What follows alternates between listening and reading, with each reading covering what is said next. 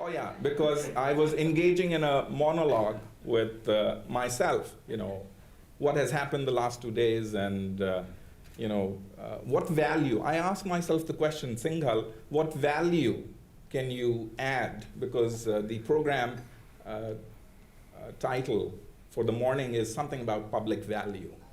So I said, Singhal, what value can you add to what has already been said? Because most of what I wanted to say has already been said. So this monologue or dialogue or trilogue or publicog is, I see that my translators are laughing,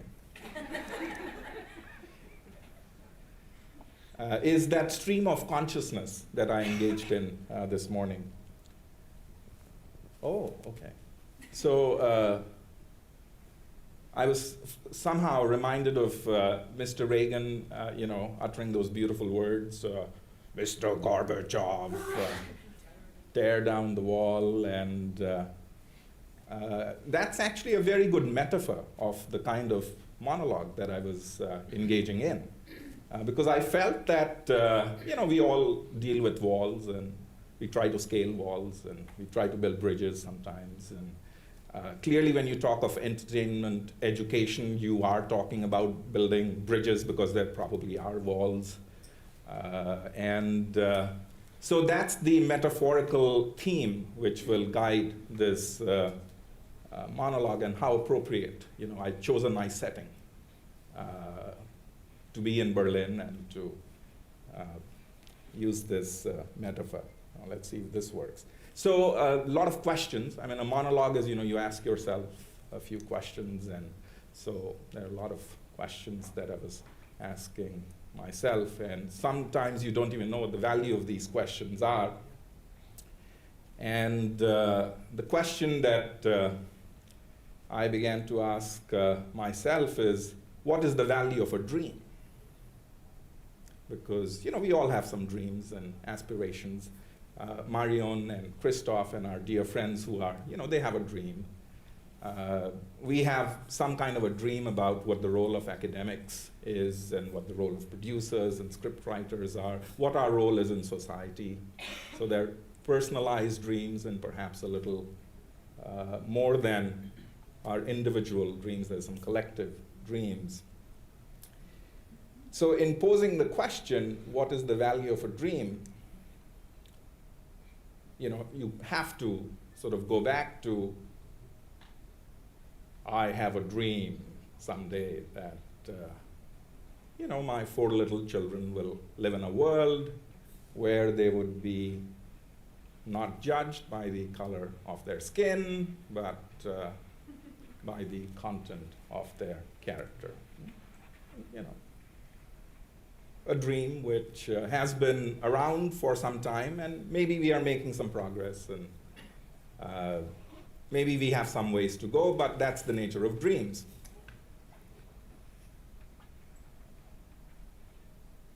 And you wonder, when Mr. Lincoln signed the Emancipation Proclamation over 150 years ago, maybe he had a dream, and I wonder what he's thinking as he's looking at Barack from behind. So what's the value? What's the public value of a dream? What's the social value of a dream? What's the collective value of our dreams, our individual and collective dreams? Mr. Mandela, what kind of a South Africa do you dream about?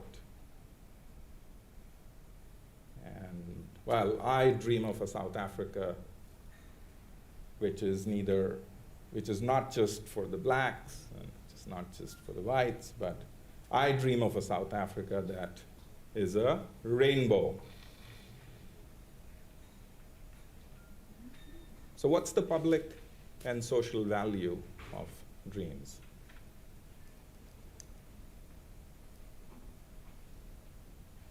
Rainbow, no? Appropriate metaphor. What does it take to implement a dream? That's a logical question, or at least it was part of my monologue. And for some reason, and this happens to me quite a lot, this guy appears in my dreams once in a while. And this morning he did. So, Mr. Gandhi, what does it take to implement a dream? And is it shedding clothes? And he says, yeah. Mm-hmm.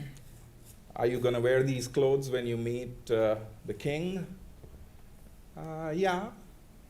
Would you feel comfortable going there as a half-naked fakir, as Winston Churchill called him?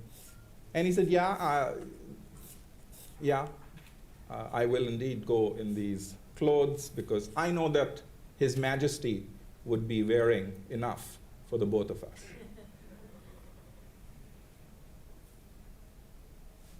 What does it take to implement the dream, Mr. Gandhi?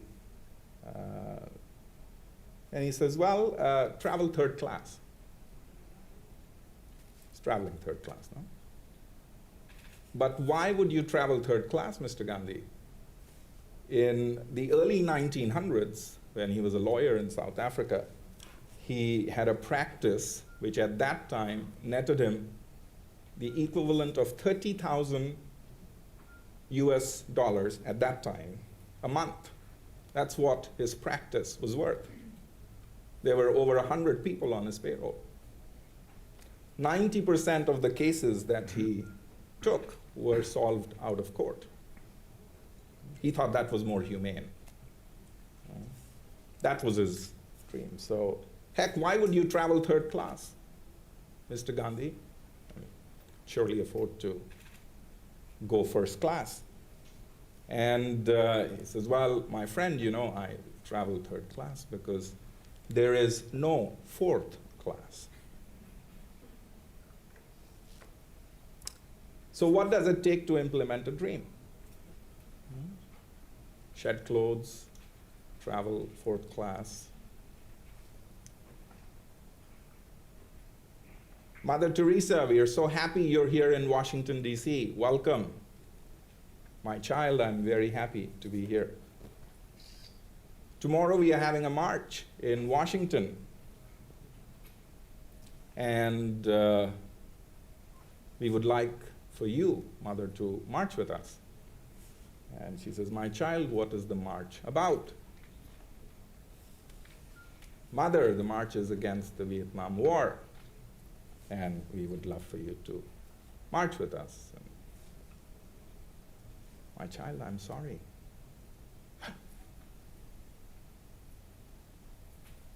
I'm not going to participate in your dream. But why not, Mother?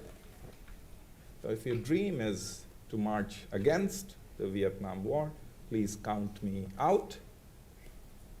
But if you wish to march for peace, I'm happy to be part of that dream. So what does it take to implement a dream? You're saying, where the heck is he going with this? I'm asking myself. No, this is a monologue. You can go anywhere.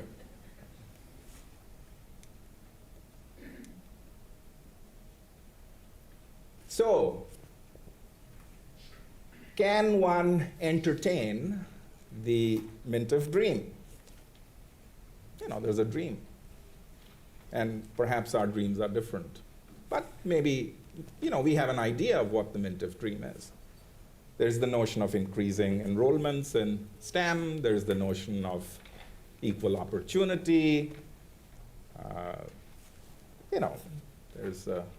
I was very fortunate.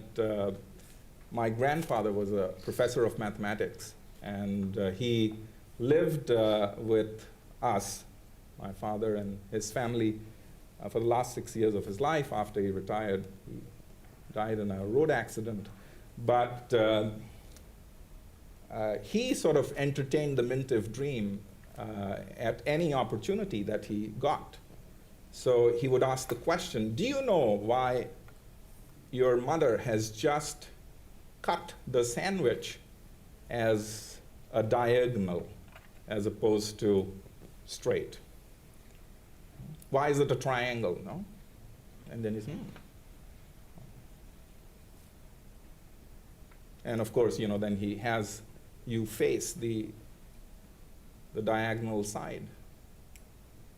And you say, oh, God, I'm getting more cheese, and I'm getting more lettuce, and I'm getting more eggs. Yeah, the diagonal is longer than any of the sides. No? So we learned about Pythagoras' theorem as we were talking about cutting sandwiches. He would say, why do you hold a pencil that is hexagonal? So yeah, I am holding a pencil which is a hexagon. Oh, don't know. It's easier to hold. Oh yeah. It doesn't roll off the table. Oh yeah. So yeah, you're right.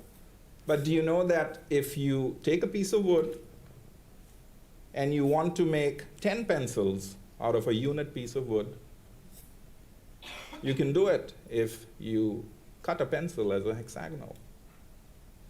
If you cut it as a rounded pencil, you'll only get 9. Oh, so I was learning my precision engineering as I was holding a pencil. Or you would say, why do you know that this slab of chocolate that you're going to share with others has indents and can be broken into pieces? Of course, it's so that you don't feel guilty about eating the entire bar. It gives you that option. It socially constructs your reality that you can have one piece. Otherwise, your one piece is that big piece. But then you learn about areas and squares and volumes and okay. So we all have dreams, no? How can we entertain them? And my grandfather, I guess, knew. Can the walls come tumbling down? So there is this wall, one wall. And you can use the metaphor tear down this wall, or you can say scale this wall, or climb the wall, or bridge the wall, is the wall between what's real and what's real. And how are we doing on time? Sir, we are 1 minute left, or? Wow, okay, perfect. Do some of us recognize the gentleman who is Dr. Albert Bandura? And do some of us know what's going on behind him?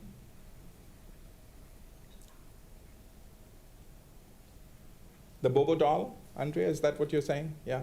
And what was happening to the Bobo doll?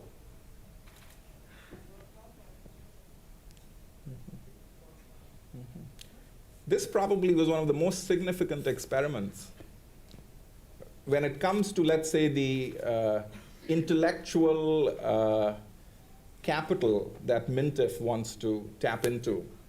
This was perhaps the most significant experiment that was ever conducted. Why? Because it broke down the wall between the real and the real. So preschoolers at Stanford University, young children, Mr. Bandura, social psychologist, brings them in a lab, and he shows them a role model, a real person, who walks into a room where there are these Bobo dolls that, do we know Bobo dolls? The dolls that are anchored in the base, and you hit them and they bounce back at you. And so the model enters the room and kicks and punches and hammers these Bobo dolls. And he had made sure that these young children had not been exposed to Bobo dolls before. And then these children are let into the room. And what do you think they do? Andrea, what do? They do the same. They kick and punch and hammer these Bobo dolls. And then you ask the question, where did they learn this from?